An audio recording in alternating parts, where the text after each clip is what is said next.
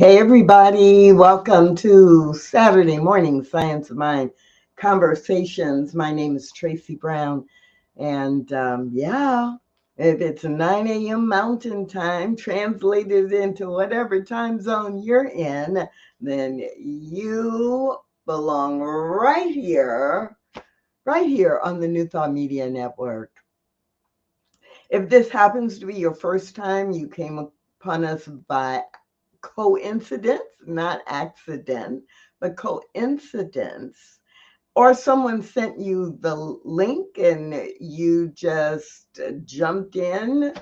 Every Saturday, weekly, a member of the Saturday Morning Science Mind team is right here to talk with you about the foundational aspects of the science of mind. The science of mind is a faith system, it is a philosophy, and it is a way of life. And the book that we refer to during the first 8 months of the year is The Science of Mind, the definitive edition, written by Ernest Holmes.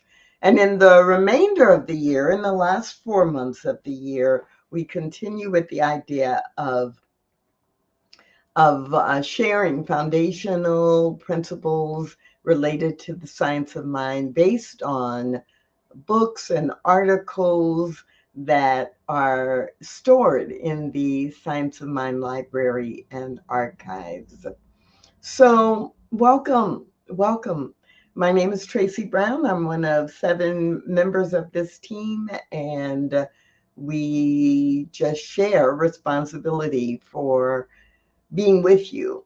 But even as those words come out of my mouth, I kind of laughed inside because it is a responsibility, but it doesn't feel like work, or it doesn't feel like, oh, it's my Saturday to do the science of mind conversations. It doesn't feel like that at all. It feels like, oh, it's my turn. Yes, I'm so excited.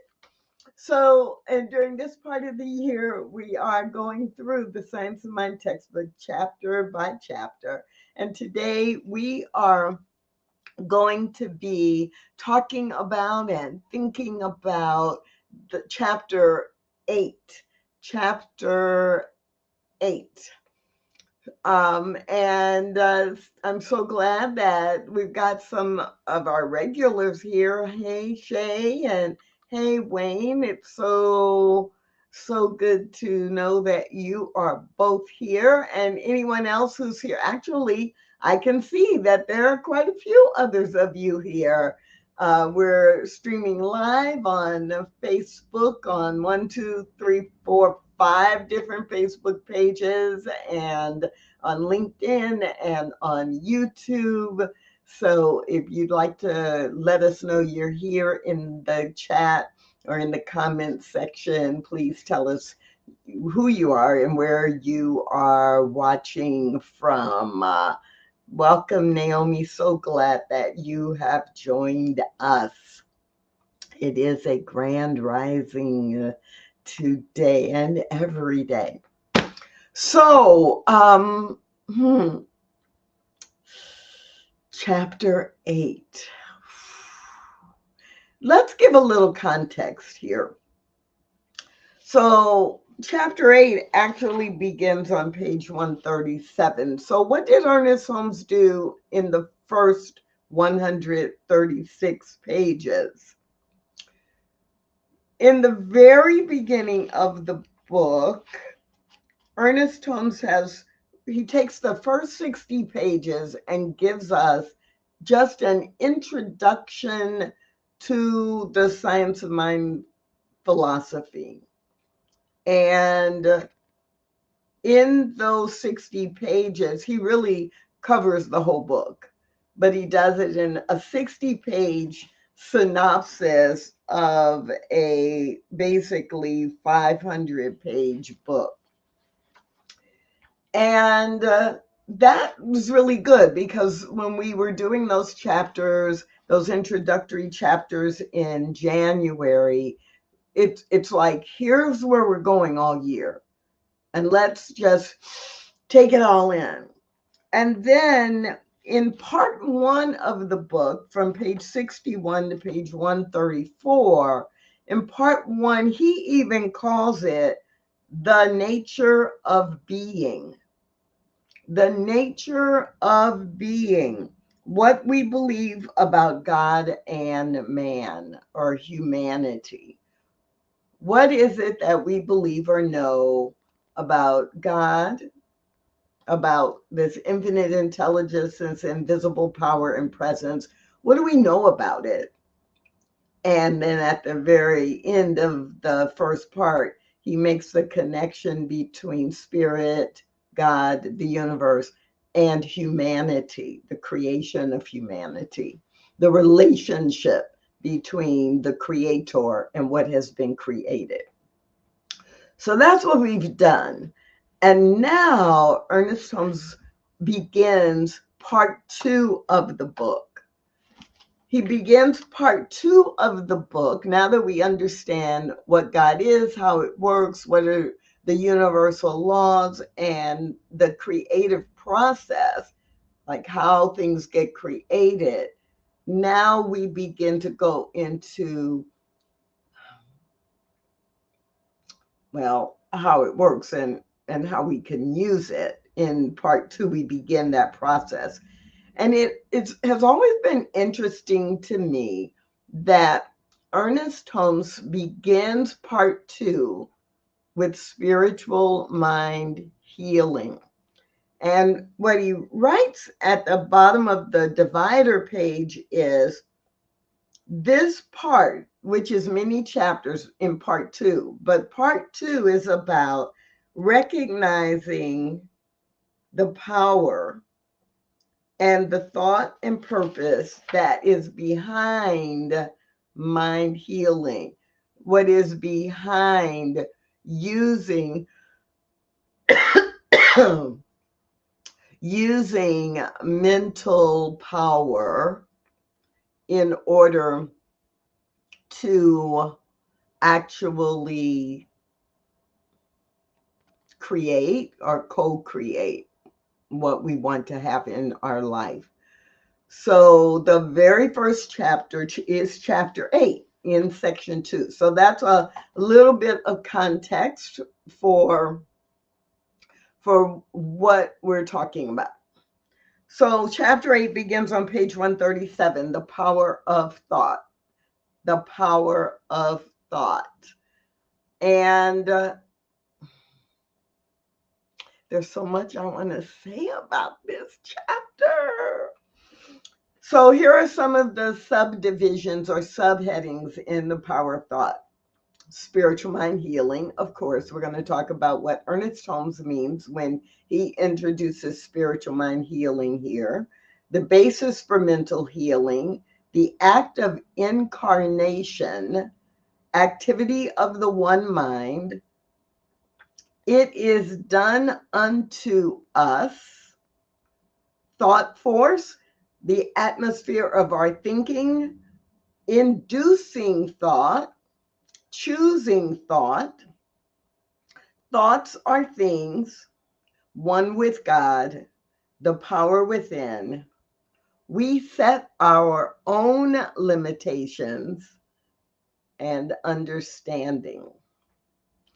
I love that Ernest Holmes subdivides or has subheadings throughout the chapter so you can kind of track where you are in the process, because there are times when Ernest Holmes gets a little wordy and and it is and a little circular in what he is describing. So it's always nice to have that subhead to at least for me, to say, oh, okay, this is what we're supposed to be focusing on, or this is what he's trying to get me to think about. But overall, we're talking about the power of thought. Now, again, this whole section is about spiritual mind healing. So chapter 8 is just getting us to understand thought and how it works, what is mental healing, and then how does our thinking work. No surprise that we say change your thinking, change your life, because this chapter is teaching us all about our thought. Then there are chapters that go into prayer itself. I think Reverend Barbara Schreiner Trudel is going to be here next week talking about that. And there's a chapter on faith and a full chapter on mental and spiritual treatment, causes and conditions, and then a couple of chapters about applying treatment to specific conditions. So I'm not going to cover everything about spiritual mind treatment today. I'm just going into the base level, the foundational level of understanding what it means to do spiritual treatment. And that begins with understanding and applying basic things about our thought. So what does Ernest Holmes say? Spiritual Mind Healing, page 137, if you happen to be following along. It has taken humanity thousands of years to learn that it has the power to control its own destiny. From the Bible, we have the assurance, quote, as a man thinketh in his heart, so is he, end quote. The old Greek philosophers understood something of the meaning of thought. What we expect, said Aristotle, that we find. What we wish, said Demosthenes, that we believe. And Shakespeare is credited with the saying, there is nothing either good or bad, but thinking makes it so.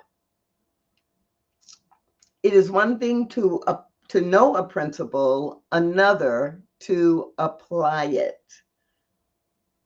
The modern commercial world, and remember he wrote this in the 19-teens and 1920s, the modern commercial world accepts the slogan, he can who thinks he can. And throughout the ages, many persons have realized that causation is from within.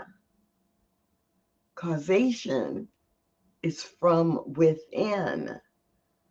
True, the thousands of unhappy beings would indicate that a comparatively small number have used this knowledge for their benefit, yet the day for incredulous skepticism or shallow criticism of the power of thought has passed. So this idea of as we think, that is what we begin to experience in our life, is not new. It is not unique to science of mind. It is not unique to New Thought or metaphysics. It is not unique in any way.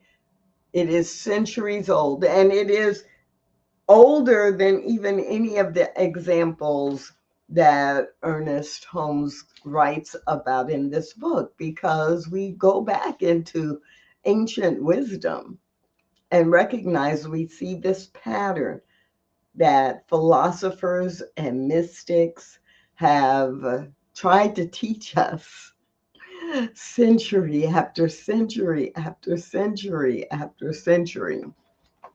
So, how about you and I actually take this up and learn it and know it and believe it and use it?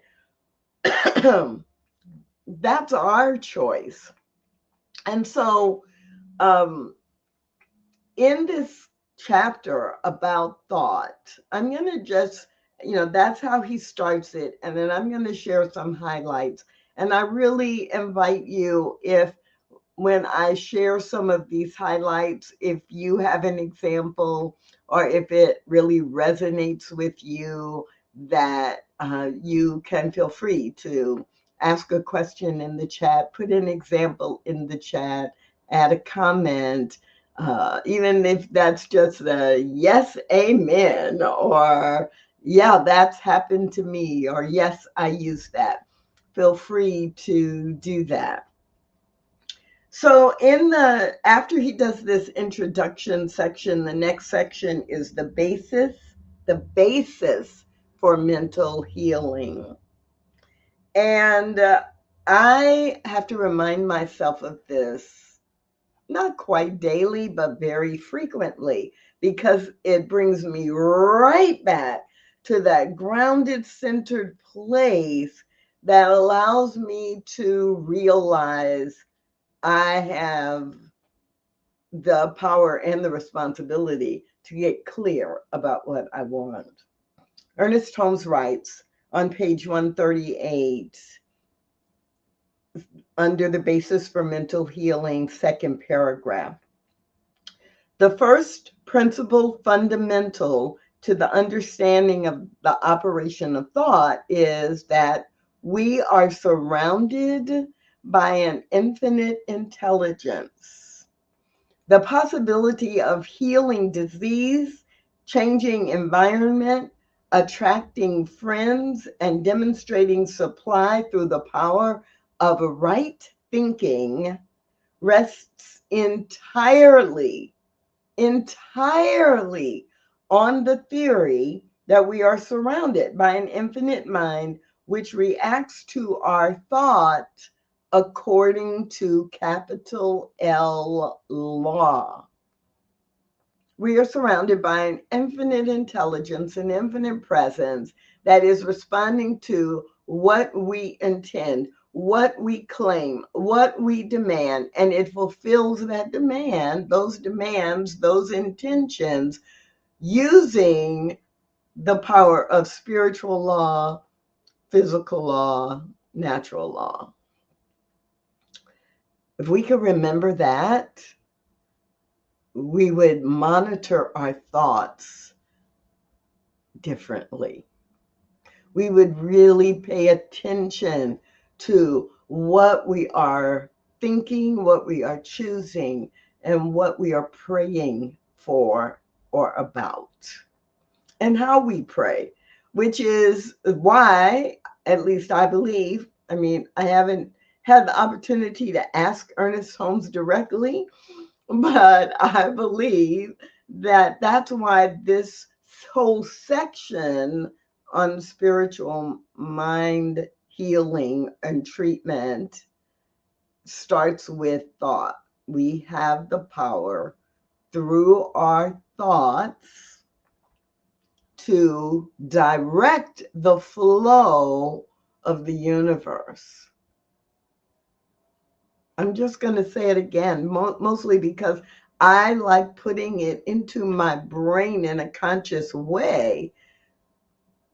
I have the power to direct the flow of the universe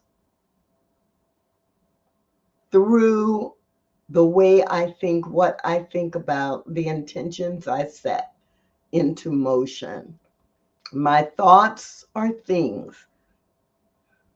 My thoughts are the invisible that turns into the physical, the tangible, the experience I have in life. And really, I could say, okay, that's the essence of this chapter. Bye, kids. Go enjoy the rest of your day.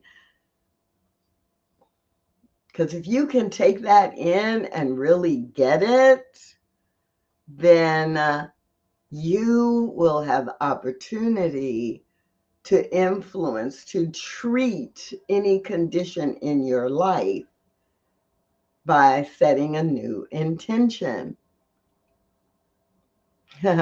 Welcome, Elizabeth. So glad that you have joined us. And yes, Edward Casey also talked about thoughts have wings. It's our thoughts that support us as we fly through the world or as we limp through the world. So that's another place. And we see this idea in really just about every major philosophy, because even in Christianity, even though there is some separation taught, the reality is, right, that ultimately the Christian mystics, when they really say this is what Jesus meant, or this is the lesson from this story, it goes back time and time again to ask and you shall receive, right? Choose. That's it. It's another way of saying choose what you want to focus on and experience, and there is a power that does provide it for you. And so it's in every tradition. When I was in Egypt in 2023, I saw it in ancient Egyptian philosophy that there were some very, very clear parallels. And that was, 5,000 years before Jesus walked the earth. And then many more centuries before there was such a thing called Christianity. So these are not new ideas. They're just a reminder of how universal law works: science of mind, a faith, a philosophy, and a way of life. So let's go back to Ernest Holmes and see what he says in the next section. The art, not the art, although it is an art, the act of incarnation. So, because of what we've already read in the first over 130 pages, Ernest Holmes confidently says, we know and understand the nature of God. The self knowing, which is God knowing, has the possibility of an eternal expansion. Keep that in mind. It is eternally expanding. Quote Ernest Holmes: as individual intelligence, we communicate with each other, are able to respond to each other, and in so doing, we establish the fact that intelligence responds to intelligence. This same law must hold good, whether we think of finite intelligence responding to finite intelligence, i.e., human to human, or infinite intelligence responding to finite intelligence.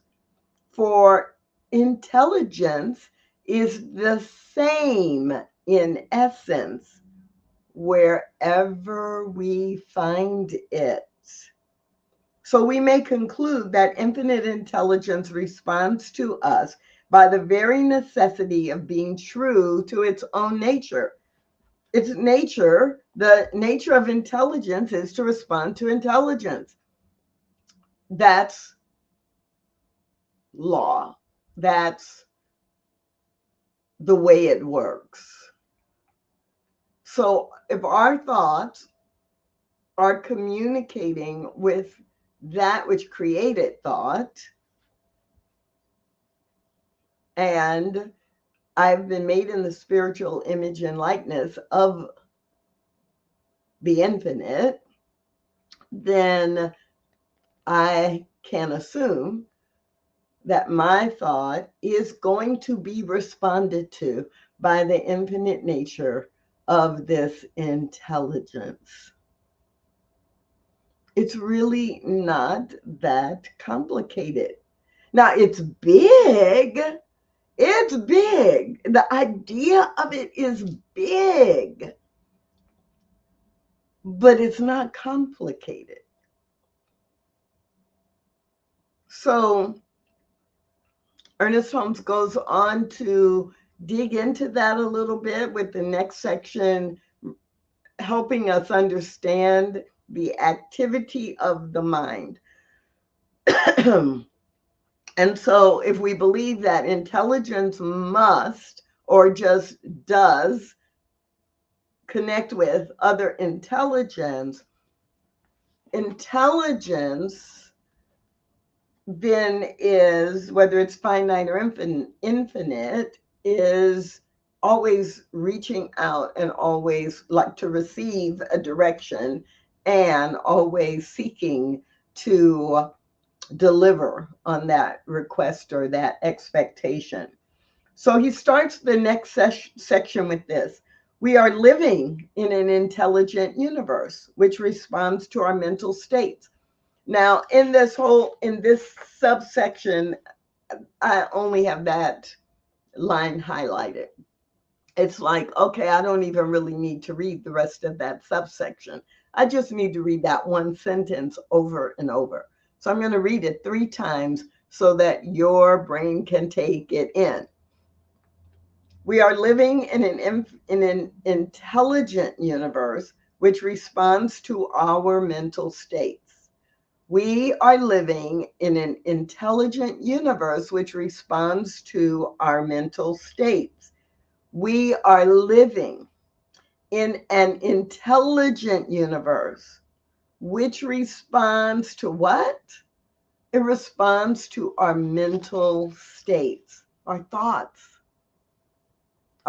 what we believe, what we're thinking about over and over and over and over and over and over again.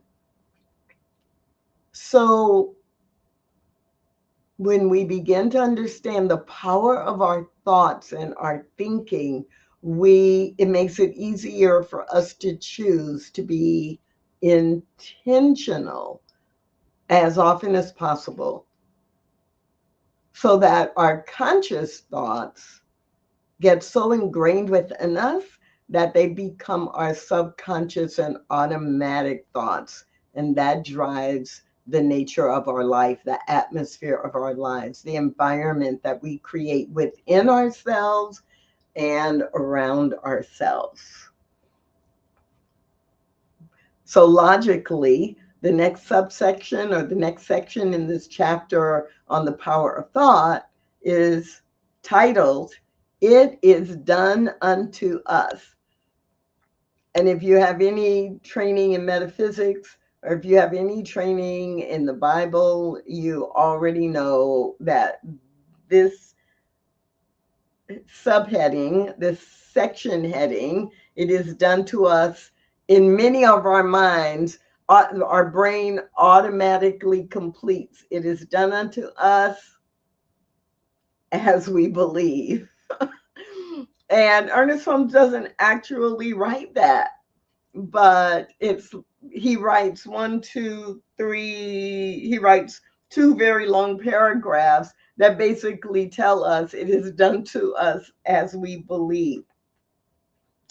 What a marvelous thought to bear in mind, he writes, that it is done unto us. We need not coerce, we do not create the power, but we must allow or let this great power operate through us. And so I think it's juicy delicious to be reminded that, oh, that's what's happening anyway. And so I don't need to beg. I don't need to employ any tricks or any magic. This infinite intelligence is designed to respond to my thoughts and my desires and my intentions. That's how it works. I don't have to coerce it. I don't have to beg it. I don't have to promise my firstborn child. I don't have to say, oh, I don't have to bargain with it, which I hear a lot of people do in prayer Well, God, if you just give me one more chance, I'll do this right now. I'll never do this bad thing again. You don't have to bargain because the universe is designed. The infinite intelligence is designed. It's in its DNA to respond to the direction that you set going forward. And a little side note, it doesn't matter if you did something bad, quote unquote bad, that you're labeling or society has labeled as bad or wrong, because that's already done, can't change it. But what you can do is use your thoughts and your intentions coupled with behaving in alignment with your thoughts and intentions and what you desire. You can use your thoughts to change the condition or the environment in your life. Metaphysics 101, Science Mind 101.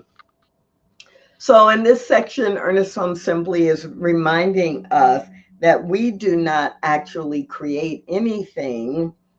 Quote, we use the power of the one mind which creates for us, end quote. And it is creating for us based on this chapter, our thoughts, our thoughts and our thinking. Next section is thought force. Opening sentence, thought force is a movement of consciousness in a field of mechanical but intelligent law. So basically, again, it's that reminder. It is programmed to respond to your thoughts. In that way, it's very mechanical, but it's capital I intelligent in that it is the keeper of all information. It is the creator of all that is. And so this intelligence is able to deliver or create, but deliver on the intention and the thought by moving things or people from wherever they are now to where they need to be to support your intentions. Next section on page 142, the atmosphere of our thinking. And I love this word atmosphere being used in this way. There's a song by Jamie Grace that is titled Do Life Big. Do Life Big. Jamie Grace is a Christian music artist, singer, songwriter. And in this song, Do Life Big, there is a line that I guess I shouldn't be surprised that came to me as I read that section title.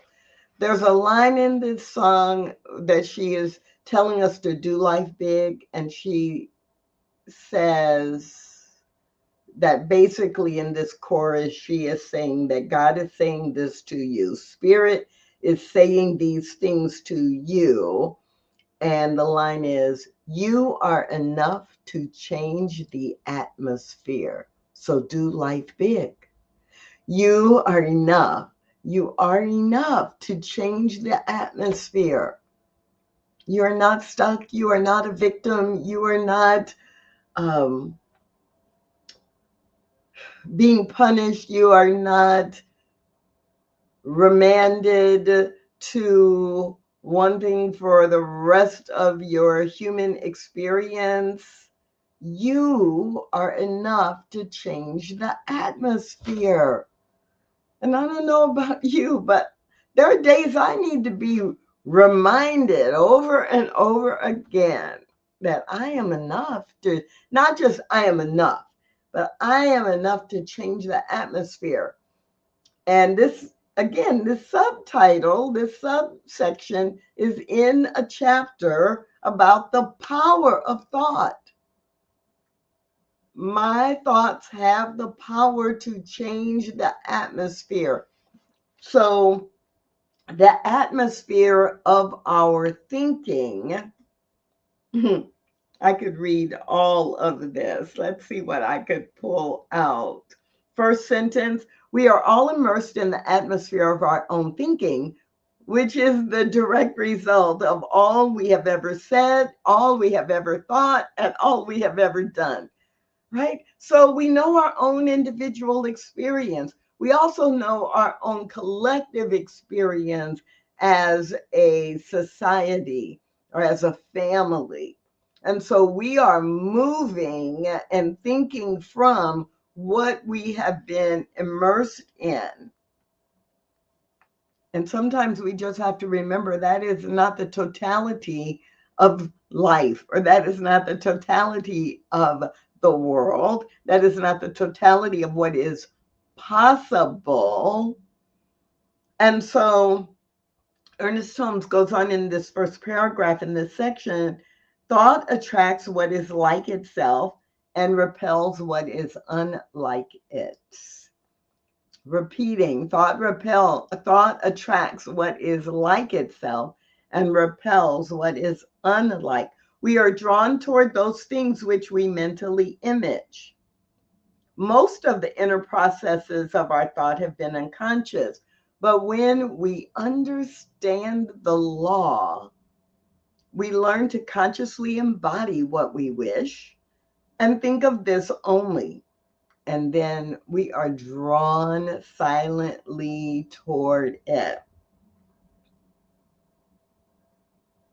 The atmosphere of our thinking.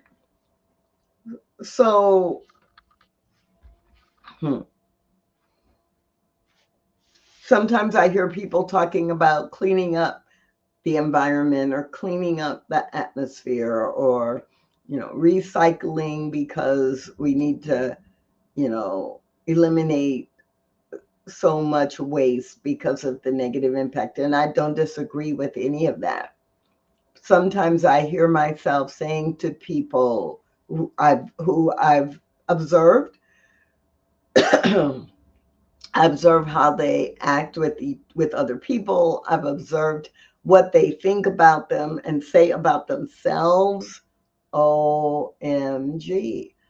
And I'm like, please, yes, it's important for all of us to think about cleaning up the atmosphere of the planet we live on, because we want it to be here for future generations.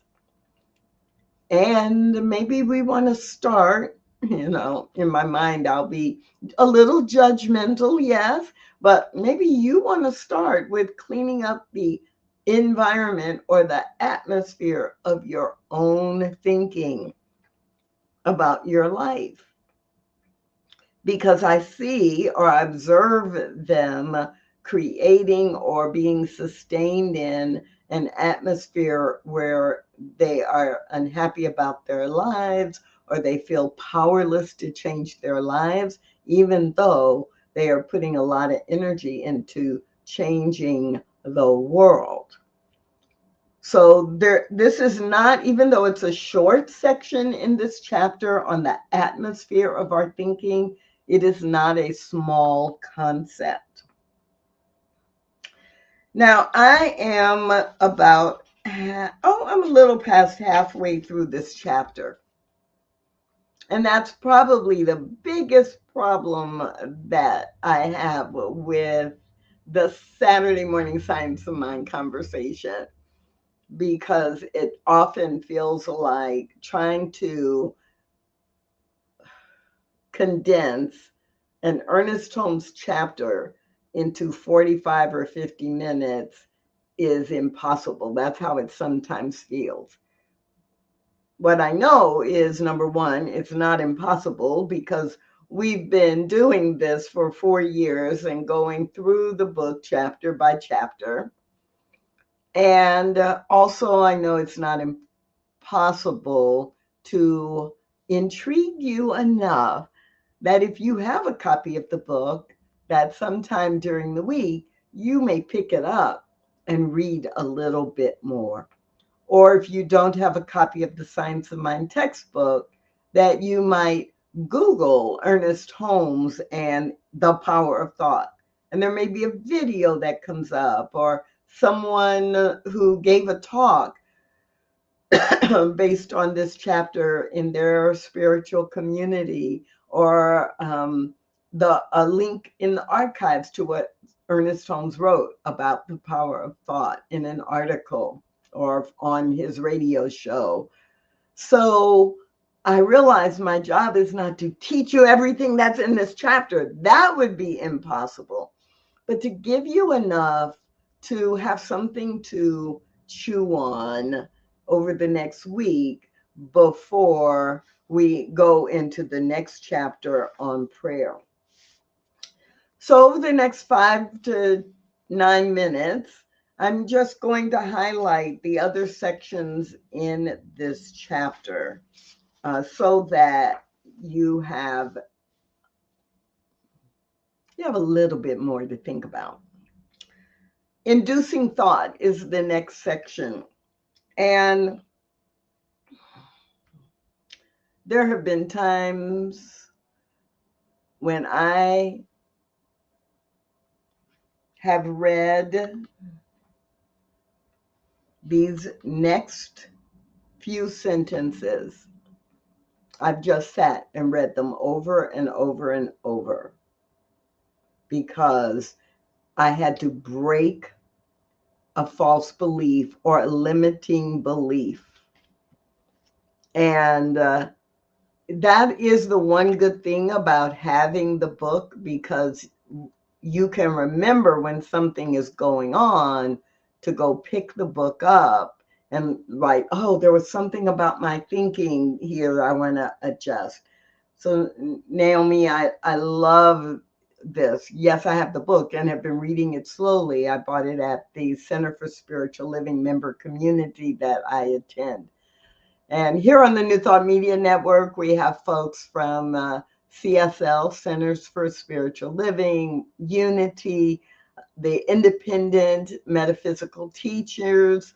We have folks from the Agape Movement and from Hillside and from Universal Foundation for Better Living. And so there are a lot of people who do have the Ernest Holmes book, Science of Mind. But if you don't have the book, then you can still do an internet search and find a lot of information that will help you. So I'm reading this, and again, just take it in and maybe make it your chant as well. Quote, bottom of page 142. That which thought has done, thought can undo. Actually, right now, I'm sorry, end quote.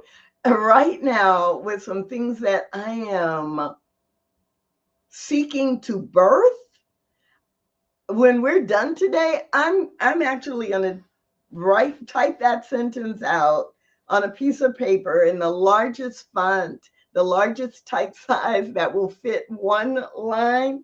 And I'm going to put that up in my kitchen and in my bathroom. Okay, now I'll go back to reading the whole 4 sentences that I go to often when I am trying to shift something. That which thought has done, thought can undo. Lifelong habits of wrong thinking can be consciously and deliberately neutralized, and an entirely new order of mental and emotional reaction can be established in mind. Merely to abstain from wrong thinking is not enough. There must be active right thinking. We must become actively constructive and happy in our thinking, not merely passively so. New and wholesome ideas of life, vitality, and hope must be accepted and incorporated into the substream of the substratum of our mental life so that a more wholesome externalization may manifest in our bodily condition and environment. End of quote. And I'm sorry, I have to get on my soapbox. If you're a regular viewer, you know I try not to get on my soapbox too often because I'm just offering you some ideas that Ernest Holmes wrote about. But right now I'm going to get on my soapbox about this. So we in metaphysics and new thought, I hear people all the time, and I do it too, saying, I just release that negative thinking, or I just release the belief in limitation, right? I'm just going to let go of the negative. I'm going to release it. Ernest Holmes reminds us merely to abstain from wrong thinking is not enough. There must be active right thinking. So if I understand and believe how he started this section, that which thought has done, thought can undo. If my old thinking, or you may be familiar with the really technical phrase of my stinking thinking, if that has brought me to where I am and I don't like that, I don't like where I am and I want to change it, yes, I have to stop thinking the old thing. But if I just stop thinking the old thing, it's still ingrained in my mind. It's still ingrained in my subconscious. It's still ingrained in the way I behave and in my habits. So I have to replace the old thinking with new thinking, new thoughts, new affirmations, new ways of being until that becomes my new reality in this physical form and in this human experience. Ernest Holmes did not write, that which thought has done will change by itself. No, he writes, that which thought has done, thought can undo. Not wishing, not dreaming, not saying I just won't I just won't play with the kids I've been playing with in the play yard, the old thoughts. I'll stop playing with them. I'll just sit at home and look out the window and watch the kids I used to play with play, which means I'm still taking it in, which means I'm still in my brain connected to it. No, I have to think new thoughts consciously and intentionally. This is what Ernest Holmes teaches us. If we are willing to change the atmosphere of our thinking, and if we are desiring to have an authentic and deeply held shift in our experience. And I promise you, I almost have the energy out. I almost can change and move on to summarize the rest in, like, I just used 4 minutes of my time. But this is so important. I work with coaching clients all the time who think, well, I'll just release that old pattern. It'll go away. No. I release my attachment to it. I release my habit of it, but it's still my default until I teach my mind and my body something new. What do we tell people who are addicted to alcohol or drugs or food or theft or any addiction? We don't say just stop drinking and think the craving will go away, the habit will go away. No, we say yes, stop drinking. Redefine yourself instead of saying, right? Instead of saying this has power over me, go to a higher power to guide you and lead you, and begin to tell yourself different things about yourself, who you are and who you want to be in the world. Go to a meeting every day. Go to a meeting, set aside time, use the 12 steps. You're teaching yourself new beliefs by applying these 12 steps. So, in this chapter, The Power of Thought, if you had asked me 50 minutes ago what was the most important thing, I might not have said this, but apparently I have a real charge about this. And so I am going to declare that the one of the most important things about this chapter is to remember that which thought has done, thought can undo. And in the next section, Ernest Holmes writes about choosing thought, choosing your thought. We cannot live a quote, we cannot live a choiceless life. Every day, every moment, every second, there is choice. So you get to choose what you will think about because, next section, thoughts are things. And you already heard me talk about that, so I'm not going to go into that and repeat what I said earlier. But I will highlight one line in the last paragraph of this section on page 145. Thoughts are things. They have the power to objectify themselves. Thought lays hold of causation and forms real substance. The word of humanity is the law of life, under the one great law of all life. And when we get this, Ernest Holmes takes us into one with God and reminds us that we are one with God. Love, as Wayne is saying in the comments, love always wins. That's the law. And using our thoughts in a specific way is really about aligning ourselves with love, aligning ourselves with law. There are only 3 other sections in this chapter: the power within us, and a reminder that we are the ones that set our limitations. Quote, in all caps, which Ernest Holmes only does when he's like, I'd like to pound this into your brain. Quote, daily, we must control all thought that denies the real, affirm the divine presence within us. So stop thinking about the problem. Stop thinking about how bad your life is, how hard it is.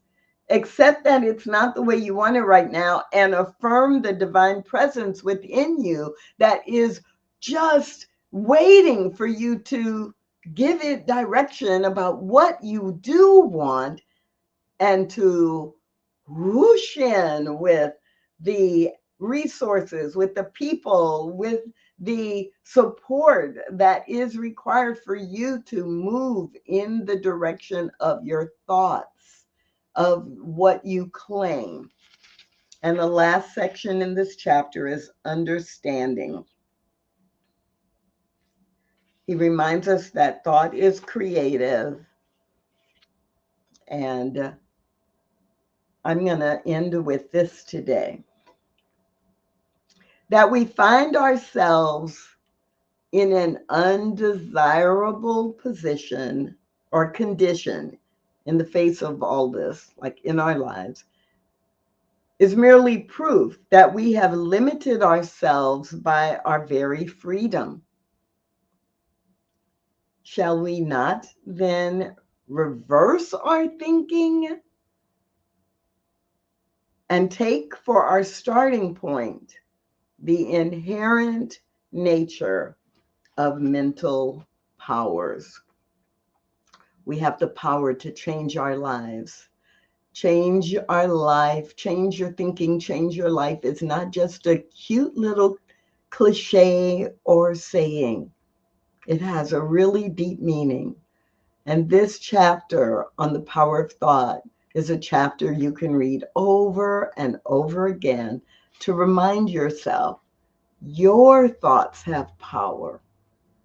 And they are what is creating your response to, and your intention for the future. My name is Tracy Brown, and I'm really glad that you joined us today, whether live or by recording. And I really want to encourage you, if this kind of programming that you find on the New Thought Media Network is helpful for you or is meaningful for you, that it would be really great and really appreciated if you would make a donation by going to ntmedia.org/donation to support the programming on this channel. And I hope that you will join the Saturday Science of Mind conversation next week or sometime in the near future.